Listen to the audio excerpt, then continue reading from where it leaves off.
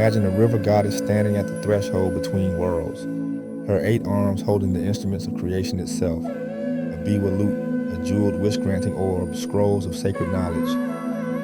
She arrived in Japan not as a foreign import, but as a bridge between Hindu wisdom and Buddhist practice, transforming into something entirely her own. Benzaiten carried with her a radical promise, that wealth and wisdom aren't locked away from you, that creativity isn't a luxury but a birthright, and that flowing like water might be the most powerful stance you ever take. In a world that demands you be rigid, loud, and certain, her story whispers something different. Let's begin.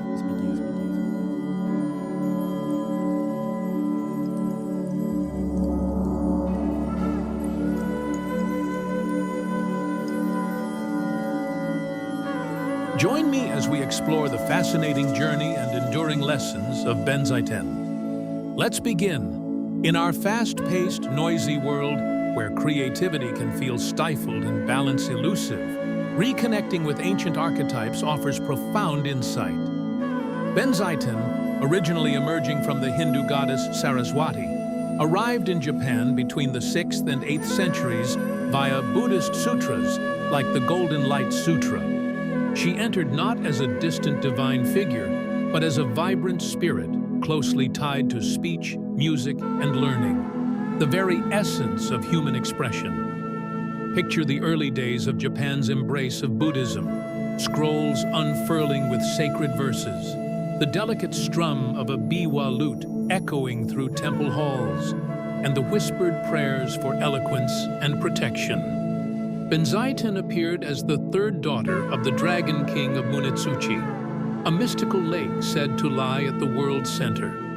As a being connected deeply with flowing water, words, poetry, and music, she embodies movement and transformation. One of the most captivating tales is her arrival at Enoshima Island. According to legend, Benzaiten was drawn by the island's natural beauty, but was confronted by the fearsome dragon Gozuru, who had long terrorized nearby villages. Captivated by her beauty, he sought to claim her. But Benzaiten's wisdom and compassion led him to repentance rather than destruction. In some versions, she created Enoshima itself, an island rising from the sea to contain or accompany Gozuru. Upon his passing, his form became the protective hills and coastline, forever guarding the land. This tale resonates as a metaphor, how kindness and insight can transform chaos into guardianship, fear into protection. Benzaiten's teachings offer powerful truths that remain relevant today. First, she reminds us of the importance of eloquence and expression, not mere words, but the art of communicating wisely and creatively. In an era flooded with digital noise, her patronage invites us to cultivate clarity, poetry, and thoughtful dialogue as tools to connect and inspire. Her biwa lute is a symbol of harmony, urging us to listen deeply and create meaning from the seemingly random rhythms of life. Second, Benzaiten embodies the flow of water, symbolizing adaptability and resilience.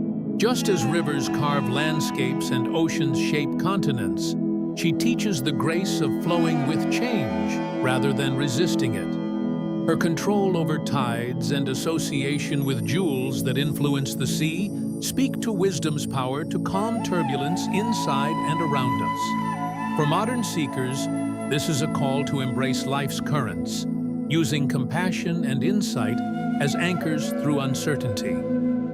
Third, as the sole female among the 7 lucky gods, Benzaiten represents abundance and victory through balance and grace.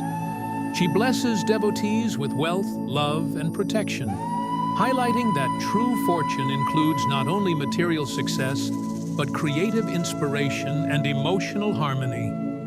Her syncretic nature, merging Buddhist Dharma protection with Shinto reverence and dragon symbolism, encapsulates a holistic approach to life, where spirituality and everyday living are intertwined. Temples dedicated to Benzaiten are often near water, rivers, lakes, or seashores, places of transition and depth. Worshippers seek her favor not just for artistic endeavors, but for safeguarding one's life journey, harmonizing chaos with calm wisdom. Her image riding dragons or holding luminous jewels reflects the power to bridge divine forces and human experience. In our own lives, Benzaiten encourages us to embrace creativity and communication as sacred acts, to remain fluid amidst change, and to nurture abundance that arises from the heart's balanced intentions. Her story inspires us to transform fears and obstacles, like the dragon Gozuru, into protectors and sources of strength through empathy and insight. A serene dusk over Enoshima Island shows Benzaiten seated gracefully upon a dragon coiling through tranquil waves, the biwa casting shimmering melodies across the water. A sacred temple courtyard glows beneath a crescent moon, lanterns illuminating the statue of Benzaiten, adorned with pearls and flowing robes beside a gently rippling pond. Golden sunlight filters through ancient cedar trees as Benzaiten's image stands poised, holding a luminous jewel that seems to pulse with the ocean's rhythm.